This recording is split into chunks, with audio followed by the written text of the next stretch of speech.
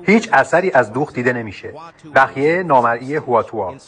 اول کوک بزن و بکش، بعد کوک دوم رو بزن، نخ رو دور سوزن بپیچون و رد کن. کوک سوم کنار دومی میره، دوباره نخ رو بپیچون و رد کن. این مراحل رو تکرار کن. میگن این روش رو هواتوا برای بخیه زخم ابداع کرد. زیباییش اینه که بعد از دوخت درز دیده نمیشه. الان برای ترمیم لباس و تنظیم شلوار و آستین استفاده میشه. باید به هوش گذشتگان احترام گذاشت. آستین ها خیلی بلنده، نیازی به بریدن نیست. این روش دوخت خیلی کاربردیه. هر چقدر لازمه بخیه بزن، برای همه مدل سرآستین ها خوبه. آخرش نخ رو صفر کن، آستین ها کوتاه میشه. نگران یقه های گرد بازی؟ یه راه حل ساده اینجاست. پایین بخیه بزن، بعد بالا. این کار رو جلو و عقب تکرار کن.